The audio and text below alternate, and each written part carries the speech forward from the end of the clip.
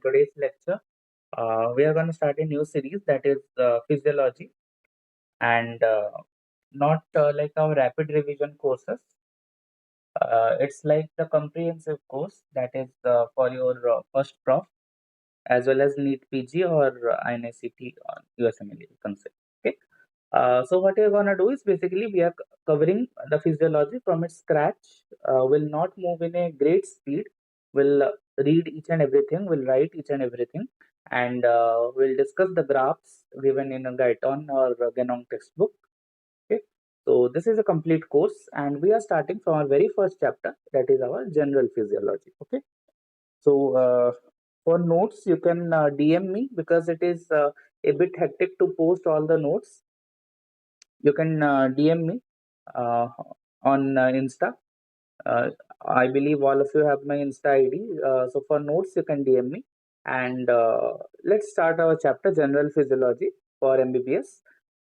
So basically, General Physiology, we have to read all the general things that are required for to understand, to build a base in physiology. And the first thing in general physiology is what you encounter a very special term, which is called as the milieu interior. Okay.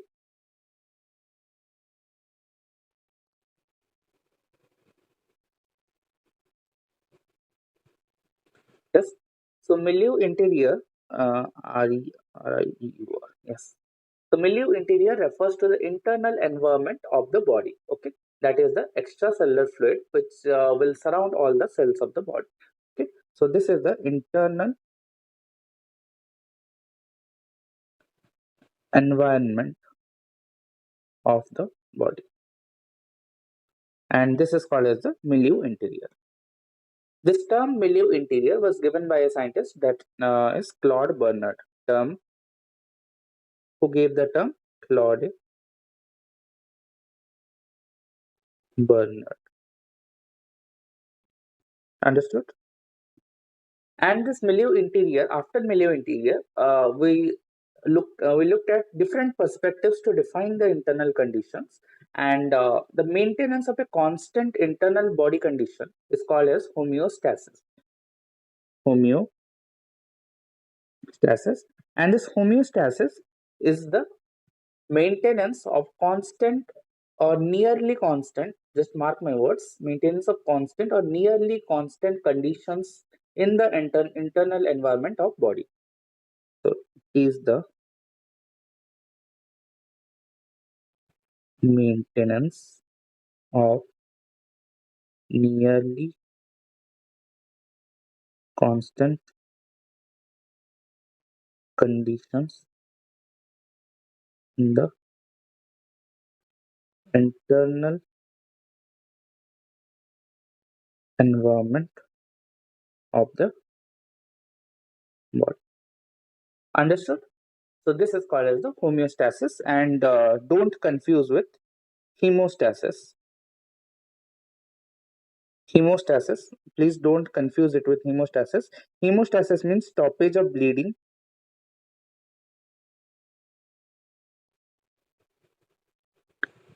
and this is a different term. Okay, so this word homeostasis was coined by Walter Cannon. Okay, so this word was coined by Walter Cannon. Walter Cannon, right? And if our internal homeostasis is disturbed, okay, so what I'm saying, if we have a disturbed homeostasis,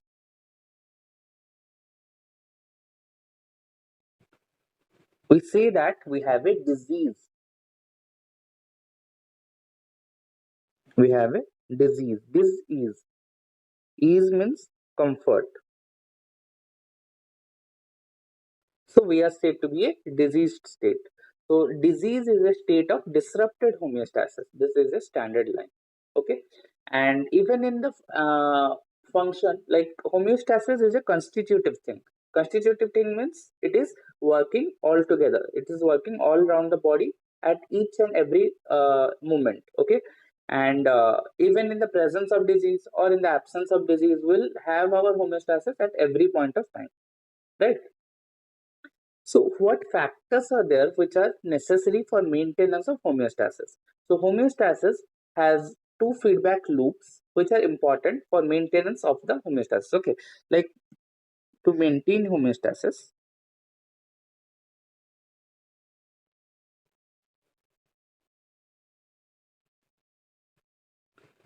we possess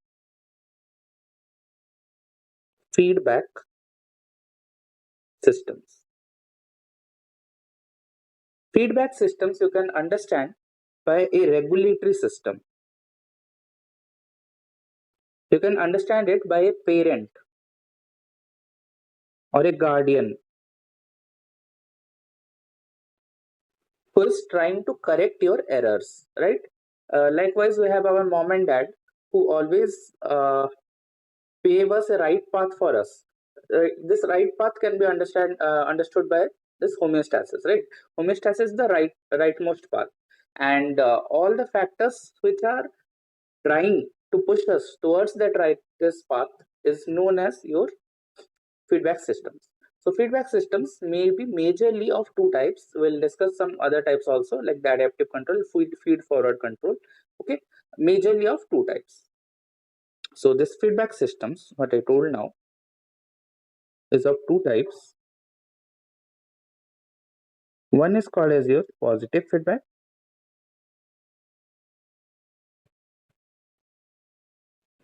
Another one is your negative feedback.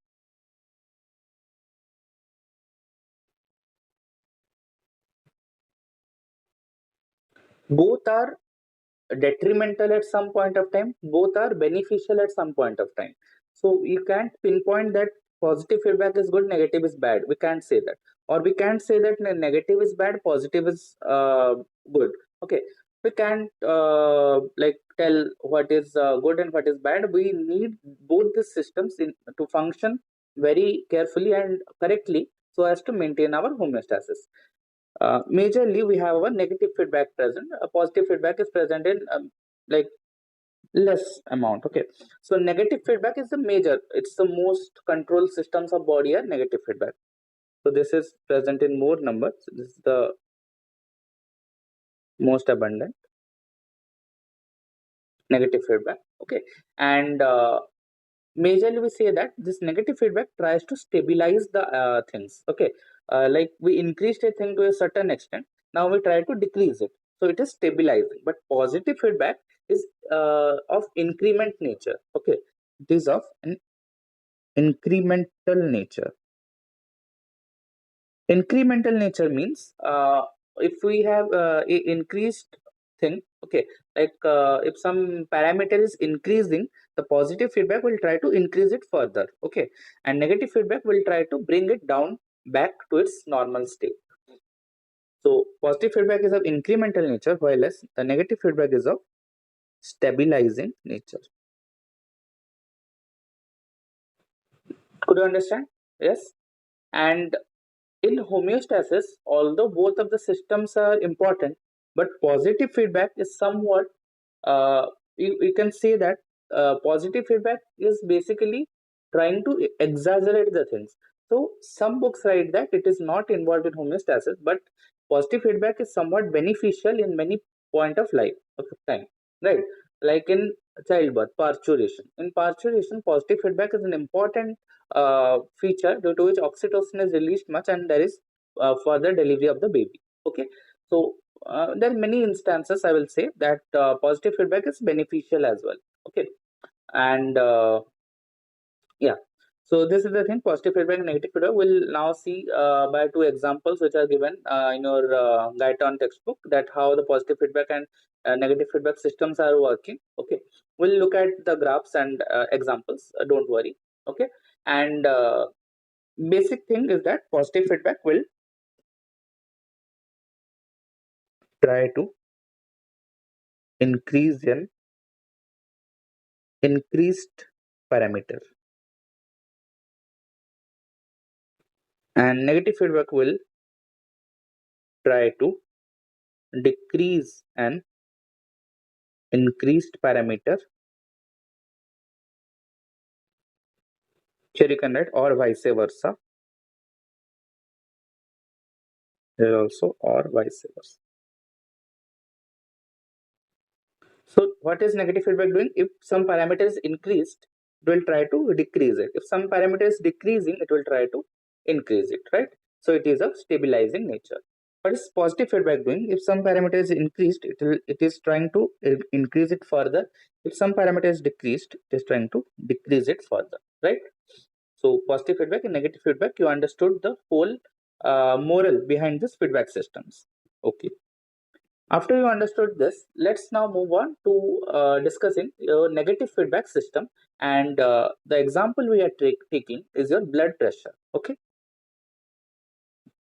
I'm using a separate page. Give the heading negative feedback system. Okay, negative feedback system. So basically, you know a term mean arterial blood pressure (MAP). If you don't know, we'll read in further CBS chapters how to calculate MAP, what is the formula of SBP and DBP, how to do the fraction and add. We'll see if I cover your CBS up to CBS. Let's see how much we can cover. No problem. We are starting the series from scratch, so I believe we can finish it off also. Okay, negative feedback. So negative feedback system is basically I will draw a flow chart to make you understand how the things are happening in negative feedback system. So here the homeostatic parameter, the parameter we are taking is your blood pressure, and more specifically MAP, that is your mean arterial blood pressure.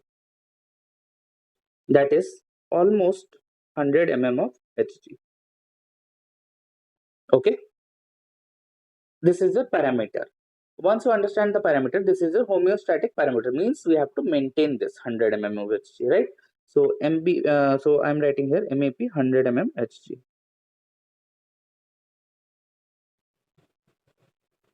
Okay, understood. Let's say I'm taking two scenarios how the negative feedback is working. One will increase it and one will decrease it. Here scenario number one, and here we take another scenario. So this is your scenario number one, and number two. These both scenarios are of negative feedback system. Don't think of positive feedback now, right? Then we'll read about the gain of negative feedback systems. Okay, gain of feedback systems. What does it mean? How does it correlates with a graph given in your guide on textbook? We'll see. First, concentrate on this. Let's say MAP is 100, and in second scenario also MAP is 100. First of all, you do a blood transfusion. Just mark my words, a blood transfusion. Anything you can do, you can inject a normal saline itself, RL. Okay, you can do a blood transfusion. Let's assume blood transfusion we do.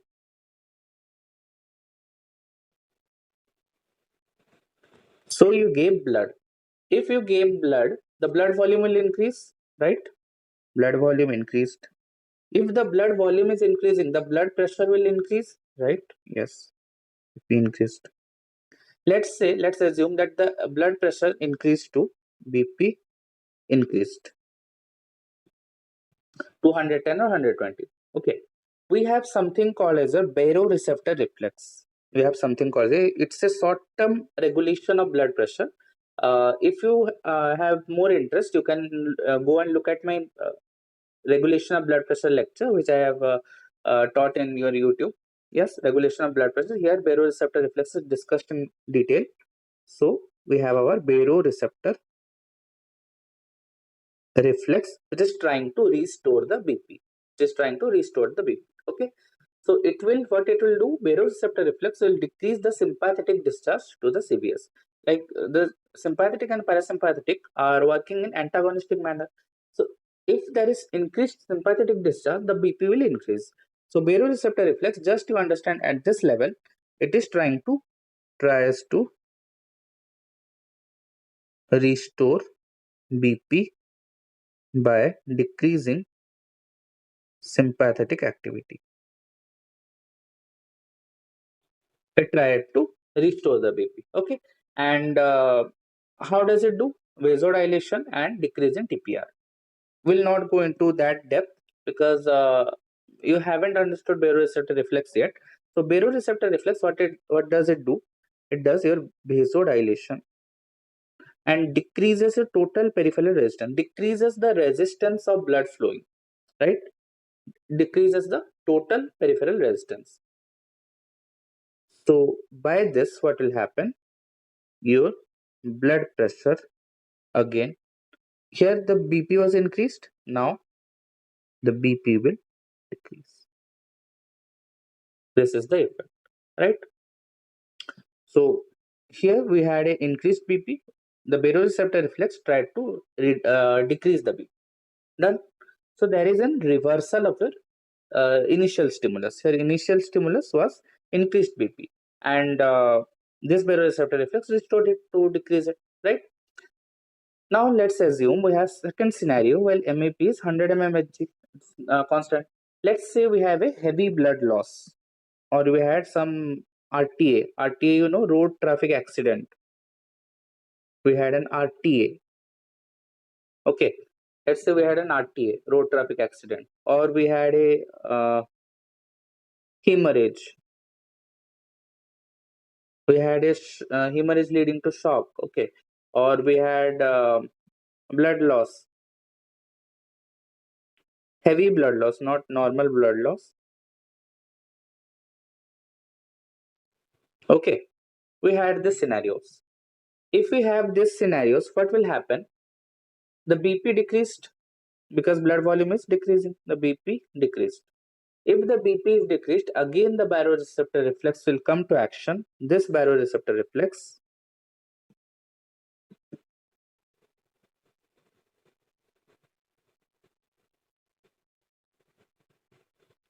it will do vasoconstriction.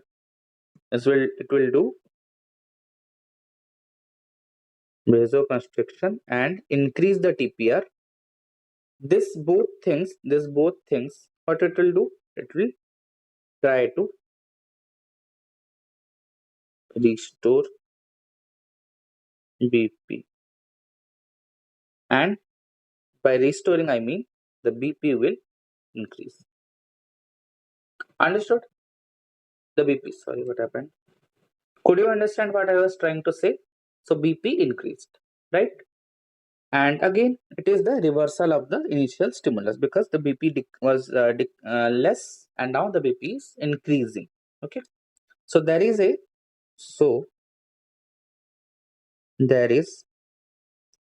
always a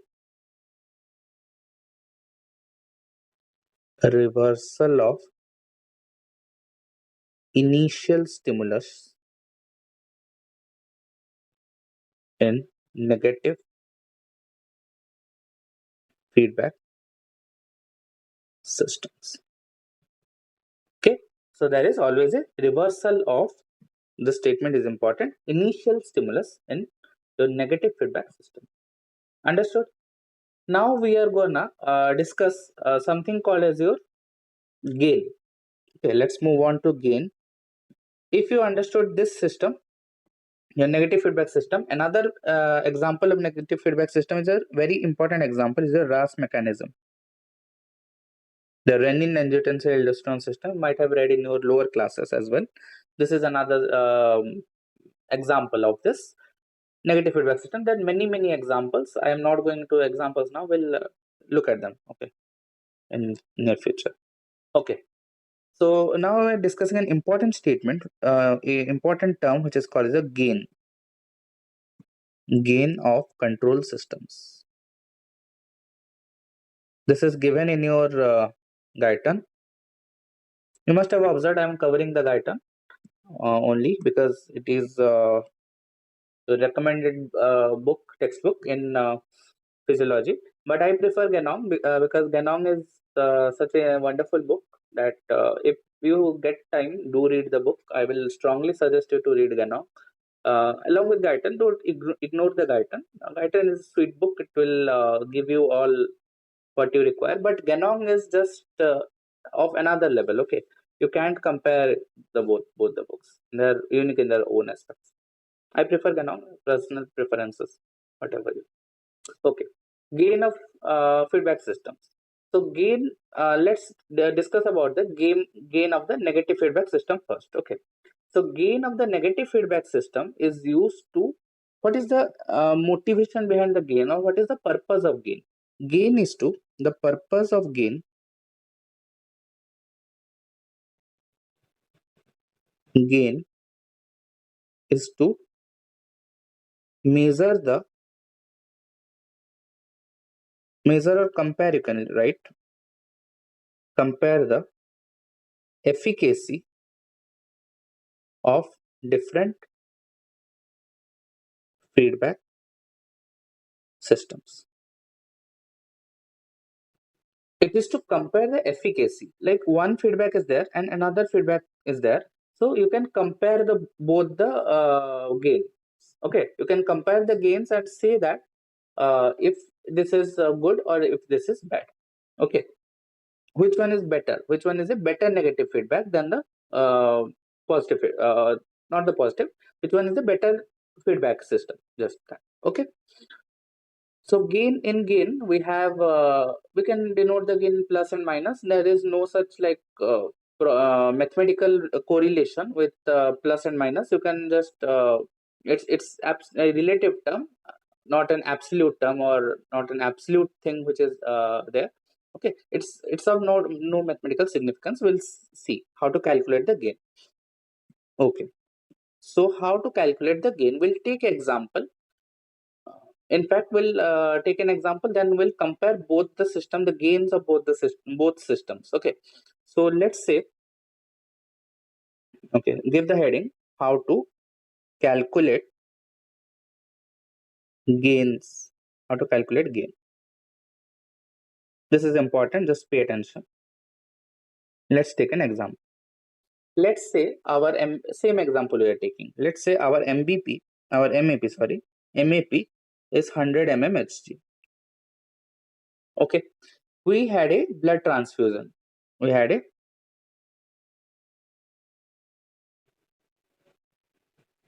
blood transfusion. If we do blood transfusion, let's say the BP increased to 125.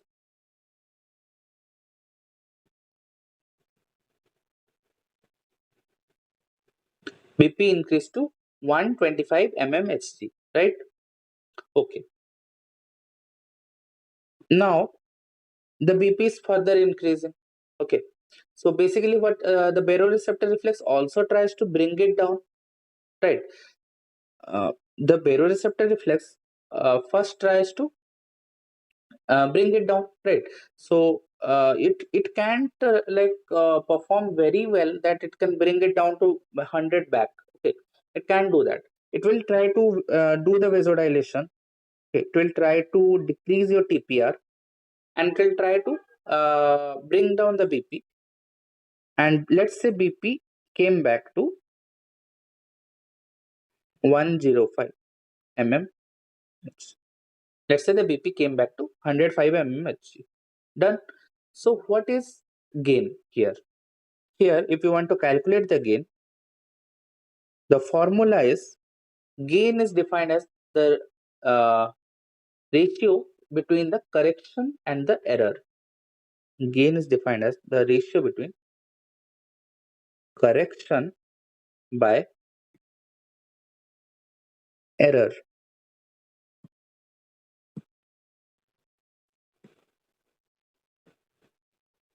This is your gain. Correction by error. Correction by error, what I mean by that, what is the correction here? The BP increased to 125 and were brought down to 105. What is the correction? How much it has corrected the system, how much the system has tried to correct the error, right? Okay, so correction here is your 125 minus 105, that is plus 20, right? Okay, here we can't let's write 20 itself, plus or minus I will tell you, right? Let's discuss what is the error here.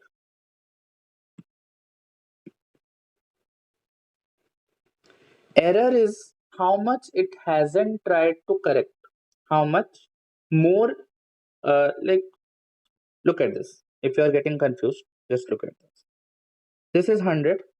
The baroreceptor reflex worked at its full efficacy, but could bring back only up to 105. What is the error? 5. So error is 5. 5. Understood? This is the correction. This is the error. Although as it has tried to bring it down, so we are denoting the error with a negative sign. We are denoting the error with a negative sign. Okay. So what will be the gain? Correction by error. Correction is your -20, error is your +5. Here plus and minus have no mathematical significance. Just remember this here. Plus and minus are not absolute, have no mathematical significance.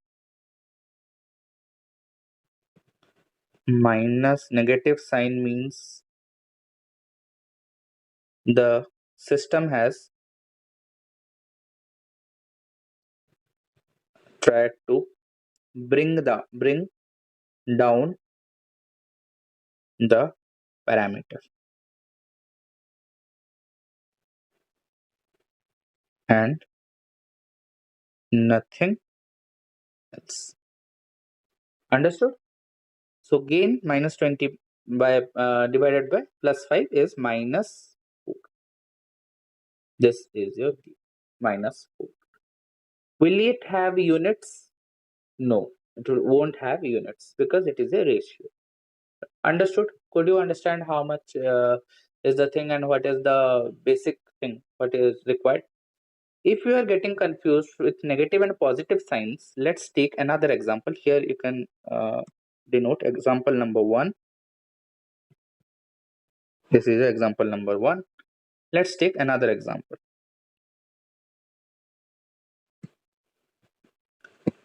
Let's say your MAP is 100. MAP is again 100. 100 mmHg. Just ignore the background noises. There is an hemorrhage.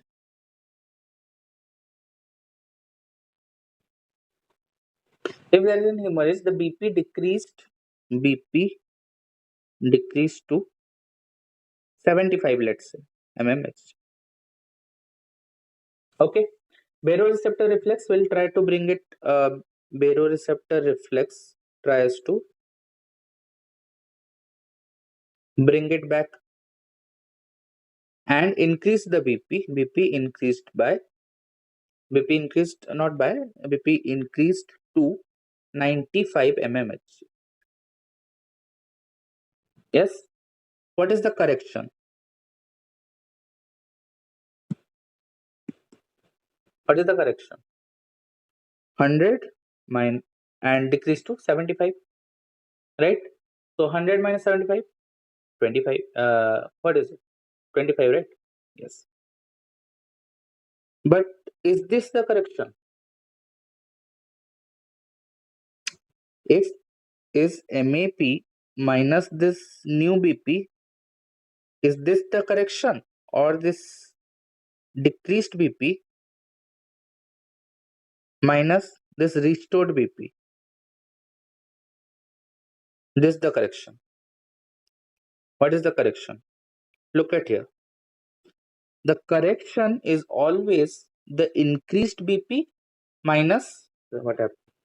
So I was telling, correction is always the changed parameter minus the restored parameter. Okay. So you can write here if you are getting confused, because I tried to confuse you. Correction is always the abnormal parameter minus the restored parameter. Okay. Here the abnormal parameter is 75. restored parameter is 95. Okay, 75 minus 95, or you can as you can just do like this, because you will get confusion plus and minus. So you can here write restored minus abnormal, because it's better if you take it in positive, right? So it is the restored parameter minus the abnormal parameter. It will be better for you. There is no problem in it, because plus and minus have no value here. Okay, restored minus abnormal. So correction is 95 minus 75 is a plus 20 mmHg. Here it would have been, if this will what I wrote previously, if that would have been the correction, okay, then there will be minus 20. Likewise, the error will change, okay, because negative negative is positive now. So the answer will come the same. But as we are humans, we are more concentrated in positive things. Okay, so I'm taking it all in positive. So correction is always the minus restored minus your abnormal. This is your correction plus 20 mmHg. What is the error? What is the error? Look at this. MAP was 100 and baroreceptor could restore up to 95. So has the error increased or decreased? Decreased. Minus 5 mmHg. There is an error of minus 5 mmHg, right? So gain will be correction by error.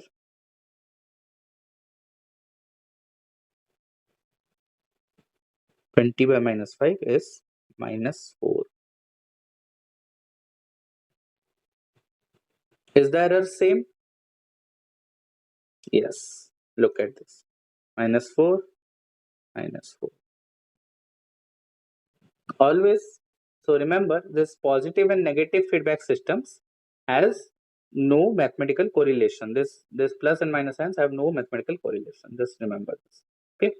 So to make you understand this, I gave you this example. Yes. Okay. Let me ask you a question. Which of the below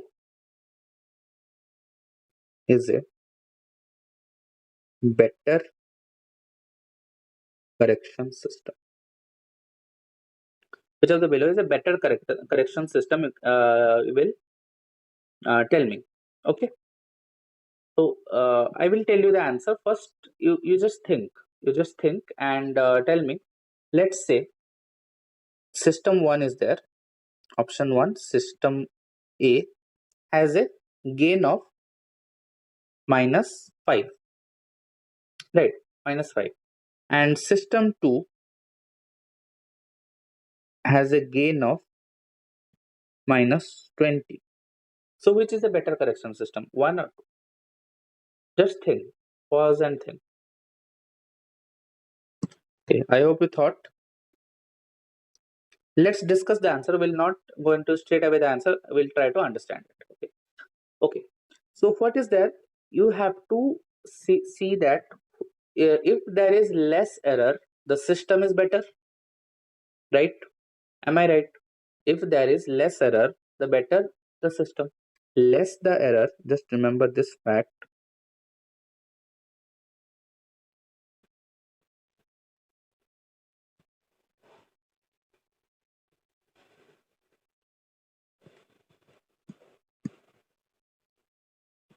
Can you remember this statement?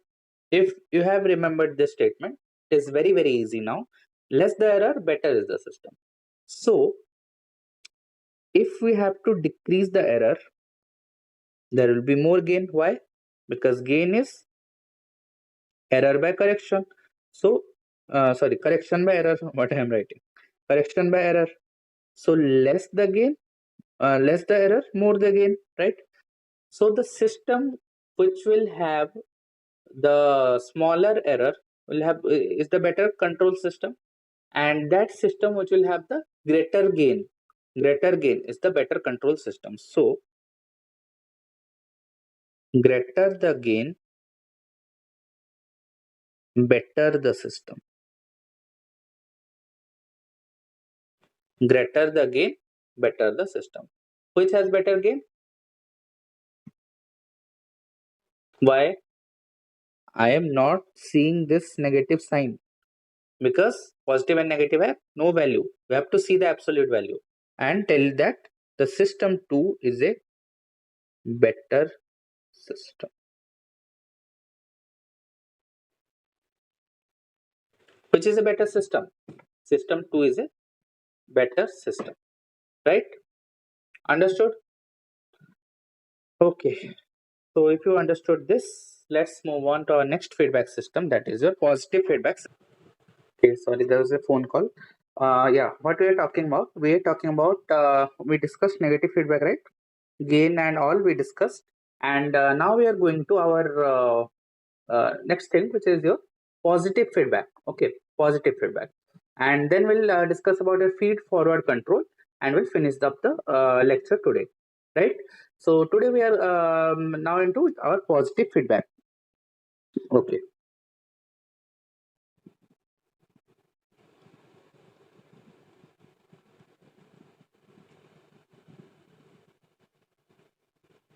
So give the heading positive feedback mechanisms. Okay.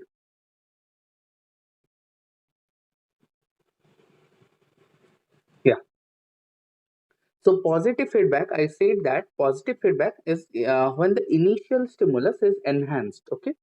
So we can write different points. Right. It is less less abundant than negative feedback. Here, the initial stimulus is increased or enhanced. Okay. And what are the examples? Examples of positive feedback you can remember in mnemonic is your scalp. Another mnemonic of scalp is also there. If you have read in anatomy, then scalp means skull, connective tissue, aponeurosis, loose areolar tissue, and cranium. This is not that mnemonic. Scalp refers to the examples of positive feedback mechanisms here.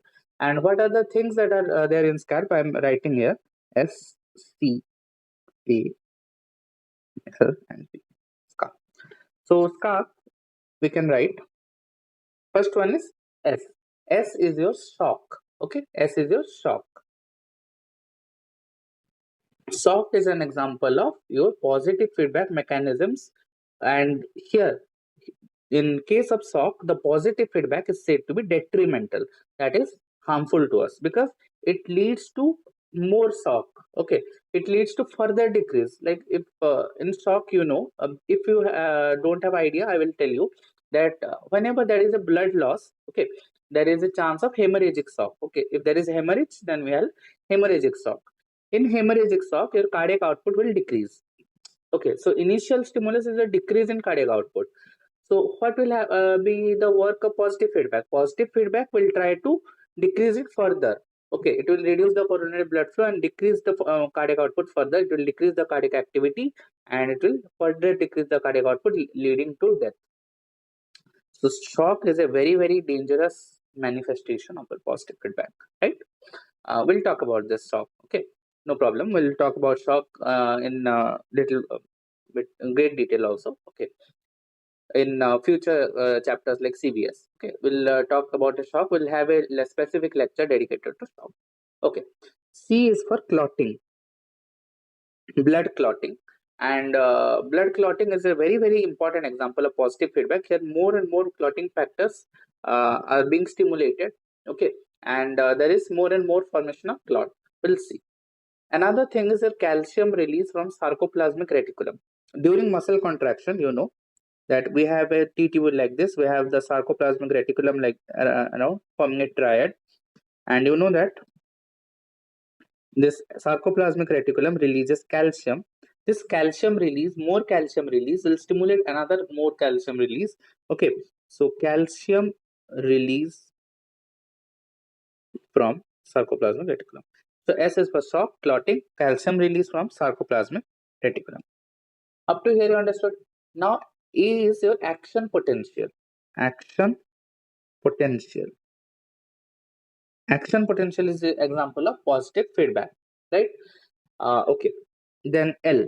L is your very important example. LH surge at the time of ovulation. At the time of ovulation, we have the LH surge, and throughout the menstrual cycle, like LH levels are very low. Okay, but once the negative feedback of estrogen will switch to positive feedback, okay, the estrogen will try to increase the secretion of LH, which will increase the estrogen further and result in LH surge. We'll see. We'll see. Don't worry. We'll see. LH surge. Another thing is a milk let down. L milk let down by oxytocin. Oxytocin, whenever oxytocin is involved, be it parturition or be it lactation, positive feedback comes to play, right? Okay. P. P is your parturition, as I told. P is your parturition. So we have now how many examples? 1, 2, 3, 4, 5, 6, 7. 7 examples of positive feedback mechanism, right? And now we are going to discuss it, some examples in detail. Like first, let's come to shock.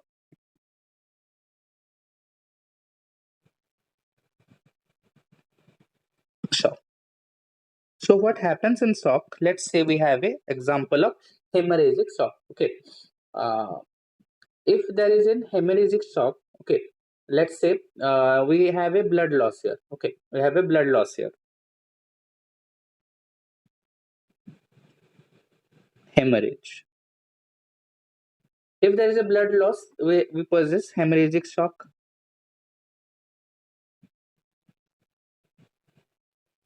I'm writing it full because you might get confused. Hemorrhagic shock. In hemorrhagic shock, there is a decrease in cardiac output. Okay, there is a decrease in cardiac output. In shock, always remember the main problem with shock is your cardiac output and your BP. There is very marked decrease. Okay, if you check the vitals, vitals are not readable. Vitals are not readable at all. Okay, the pulse is not palpable. You can't record the pulse. Okay, so it's a very severe situation. Okay, blood loss, hemorrhagic shock, decrease in cardiac output occurred. Now, decreased cardiac output means there is less blood flow. There is less blood flow means there is less blood flow to heart also, right? Less blood flowing to heart. That is decrease in coronary blood flow. Could you understand? Decrease in coronary blood flow. This decrease in coronary blood flow, what it will do, it will deprive heart tissue of oxygen and nutrients. It will deprive the tissue of oxygen and nutrients. This, in fact, will decrease the cardiac activity. And decreased cardiac activity means further decrease in cardiac output. Further decrease in cardiac. This is the whole thing. Look, there is a decrease in cardiac output, and by positive feedback mechanism, there is a further decrease. Then again there is decrease, and again the cycle will repeat. Further decrease, again these things will happen.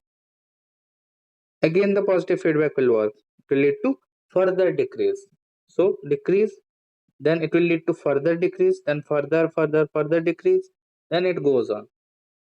Okay, as the patient will move on to a state of shock, which is called as your uncompensated shock. This is called as your, this whole thing, this whole phenomenon is called as your, just a minute. This is called as your uncompensated shock. Okay.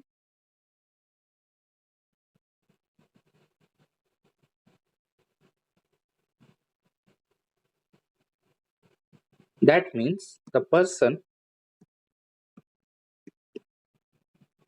Just a minute. Line. Okay. Now we are working on our mobile Wi-Fi, so there's a power cut. No worries. We'll finish up this chapter. Okay. Uncompensated shock, I told. Uncompensated shock means the person is in a irreversible state of,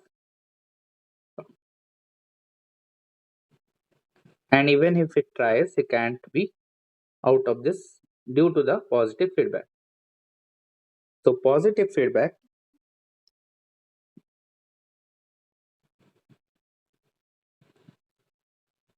proves to be a disaster in case of shock. Yes, understood? Okay. Yeah. So in Guyton, in your Guyton textbook, we have a graph. Okay. What I will be doing is I will be explaining you the graph what it had wrote. You must have, if you have read, it must have given an example of the person who bled 1 liter. Okay, then if he bled 1 liter, then the positive feedback has not yet started. Okay, the heart is not yet fully deprived, so it tries and moves on to return to normal. Okay, it tries to return it to the normal, but after the liters pumped per minute reduces to 2. Okay, if the liters pumped per minute is reduced to 5, then he bled 1 liter, so it reduced the liters pumped per minute reduced to 3. Then he bled another 1 liter, so the liters pumped reduced to 2, and after this the person moves on to the state of uncompensated shock, and there is a plateau phase and further death in 3 hours, right? Okay. So the first 1 hour is called as a golden period of this activity, this protection of life. Okay. Survival. Look at this, we have a graph something like that. I'm drawing it a bit uh, hyper schematically. Let's make it 5, 4, 3, 2, 1. Yes, 0 is also present. Okay, no problem.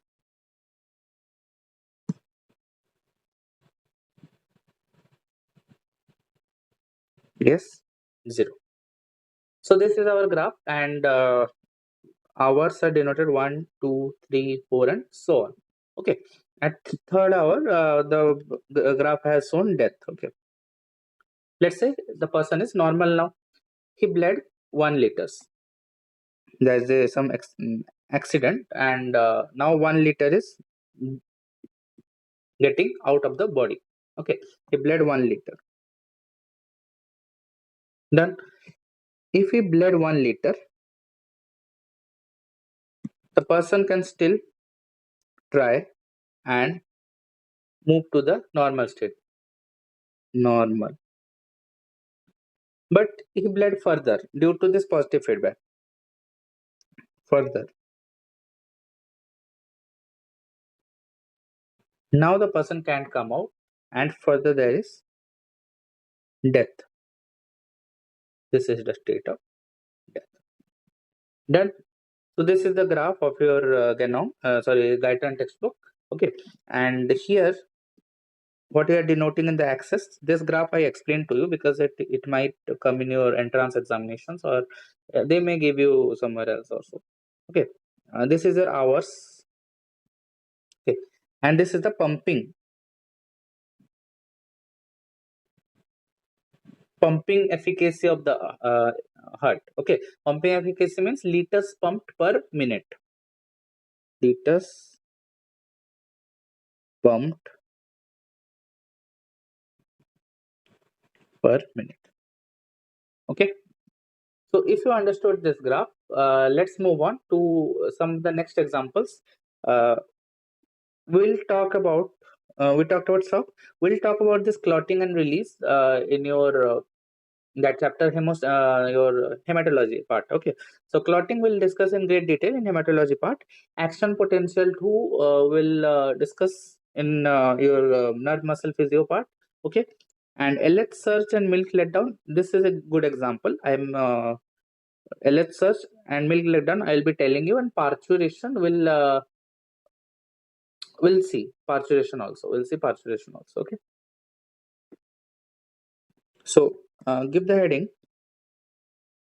LH surge. LH surge. LH is a luteinizing hormone. And LH throughout the menstrual cycle, LH levels are very low due to negative feedback of estrogen. Okay, so estrogen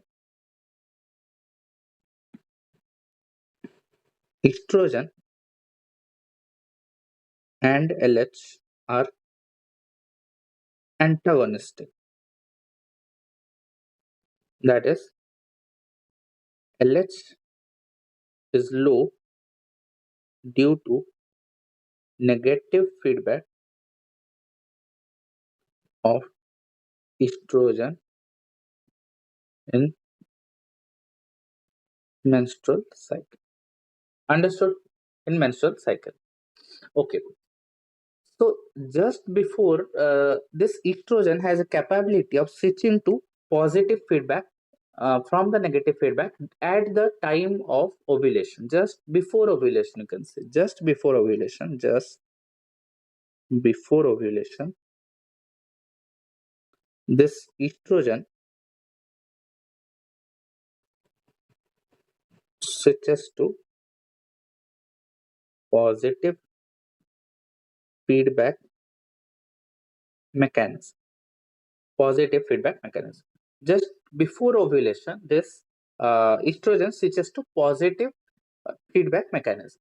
If it switches to positive feedback mechanism, what happens? Estrogen will try to increase the secretion of LH. Okay, so now estrogen increases LH.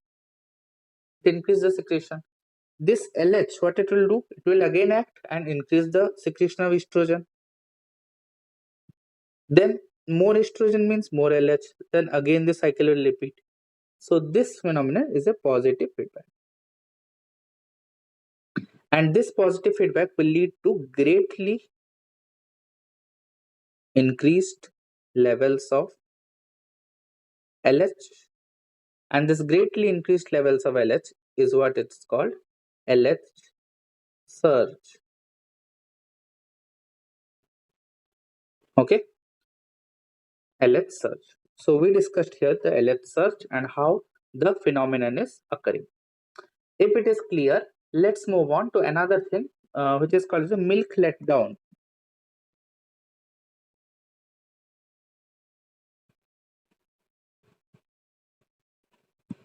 Milk letdown also will read in your estrogen part when discussing the hormones will come to each and every one of them. Just I'm explaining you, so as for a completion sake I'm explaining you, then we'll discuss the feed forward and we'll finish up this. Okay, we'll finish up this discussion, right? So milk letdown, just I'm explaining in brief. So we have something called the nipple, and lactiferous ducts will be opening, lactiferous sinuses and all, you know, these are your alveoli. Okay, your lobules, you can say, and some fat is there here. So once there is a stimulation of suckling or tactile stimulus, what it will do? It will cause contraction of myoepithelial cells. Here myoepithelial cells are present. It will cause the contraction of this assignee, which will push milk outside. Okay, this contraction of myoepithelial cells is stimulated by oxytocin. Oxytocin. And increase in milk secretion. This increased milk letdown will again stimulate this oxytocin. Will again stimulate this oxytocin. This oxytocin again will cause contraction. Will again push milk. Then again this thing will happen. So this is a positive feedback mechanism. This is involved in your milk letdown. Okay, and yeah. next thing, the last thing is a parturition.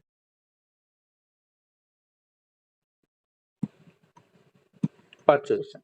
So parturition, what happens here? How the positive feedback is acting here?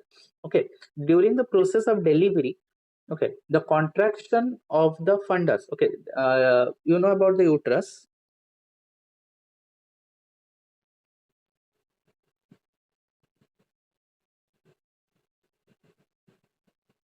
There's a fundus, a body, a cervix.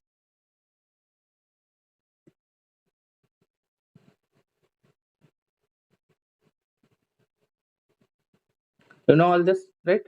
So this is the fundus. So during the process of delivery, the contraction of fundus pushes the fetal head downward. Okay, let's say this is the head of the fetus. It will push the fetal head downward. This is the fetal head.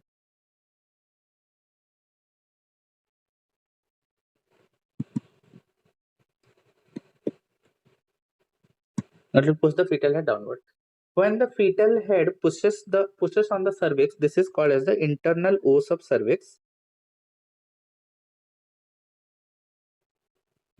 Cervix. When it pushes here, okay, the cervix will dilate.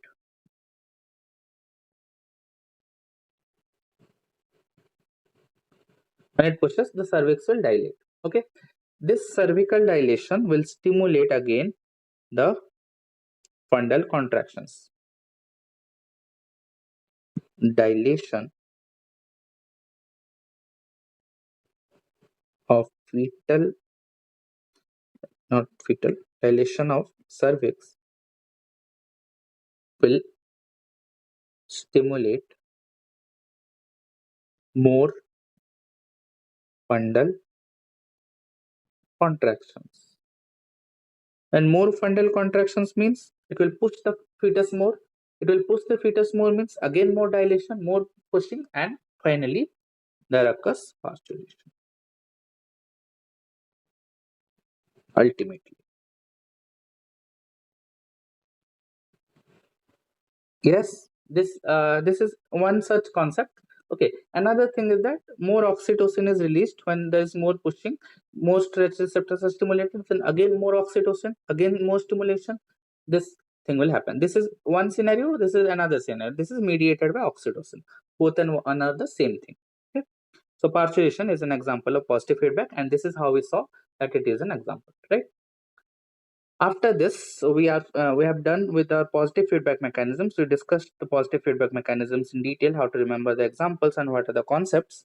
Last one, the feed forward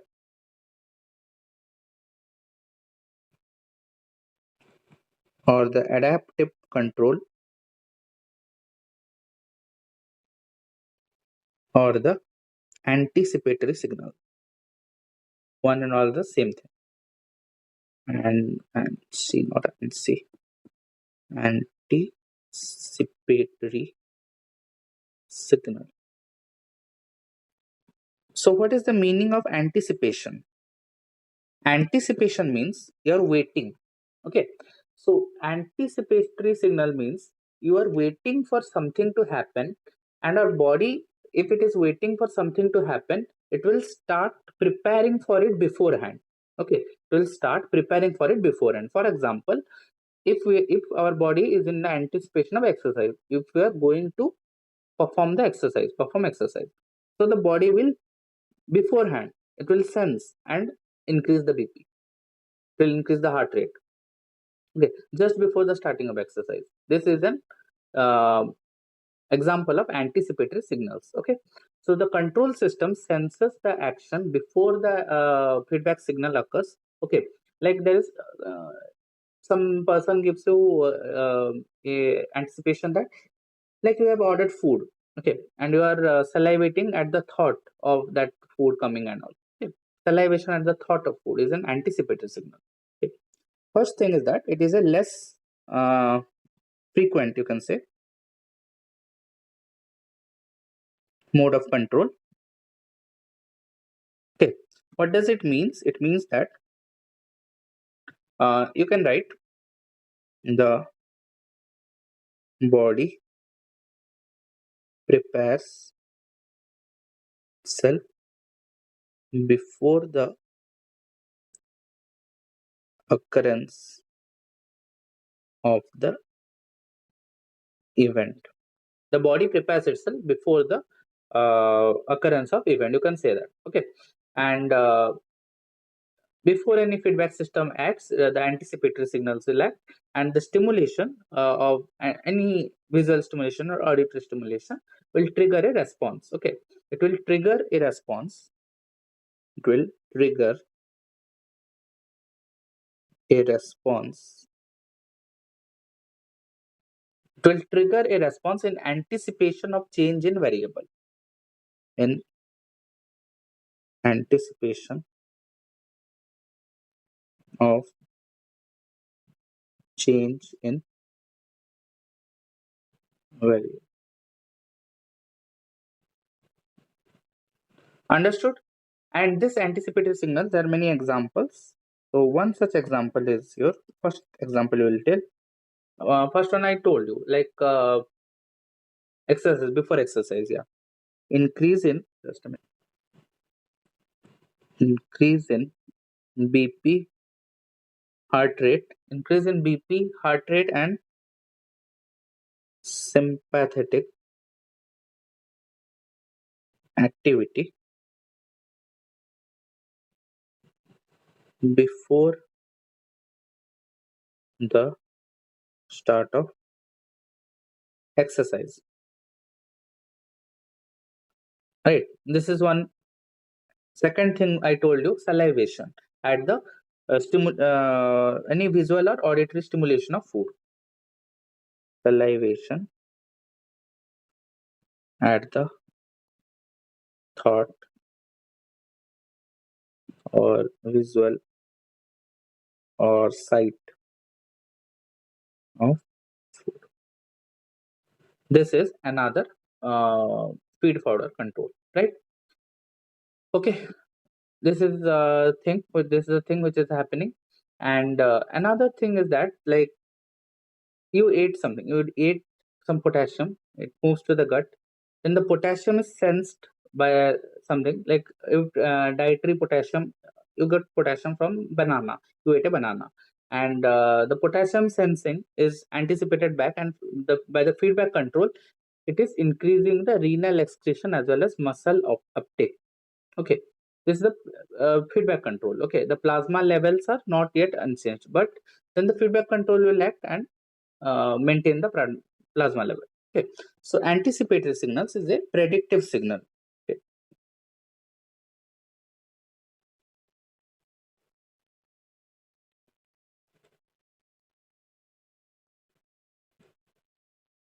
Predictive, never definite. Just never definite. Okay, you can't. The signal can't really tell you that what is that whatever you are going to do is correct or not. Like, you have a brain, you have to decide it yourself. Okay, it this you can't rely on the signal to understand your brain or vice versa, right? For understanding, so it is a predictive signal. It will predict, just it will sense the things. It's like a sixth sense, you can say. So this is the thing about feed forward or adaptive control or anticipatory signals. Okay, so by this, we come to the end of our things. That are okay, milieu anterior we discussed, homeostasis, who coined the term and all, negative positive feedback, negative feedback control systems. We discussed the gain and how to calculate the gain, and positive feedback. I told you the examples, how the positive feedbacks are occurring. We told you the graph, LH search, then we told about milk letdown. We learned about milk letdown. Parturition, we discussed parturition, feed forward, and adaptive control as the last topic. Okay. Uh, After this completes our homeostasis, the regulatory mechanisms, and the basic terminologies which are given in Gaiton. That's the first chapter. Okay. So guys, here we are in the end of the lecture, and I hope you liked the lecture much, and today I tried to teach the things from scratch. I hope you loved the lecture. I hope you understood all the things that I taught. If you want the notes, do DM me at vishwanath.tripathi underscore. That's my Instagram ID. Hoping to meet you in another lecture where we are gonna discuss all the components of cell, that in the cell junctions and all of the general physio itself, because general physio is a big topic, not the core topic, not the core physiology, but it is the base upon which you'll build your physio. If a general physio is strong, other things will be just cakewalk. Okay, that's all. Let's meet in another lecture. Thank you and bye bye.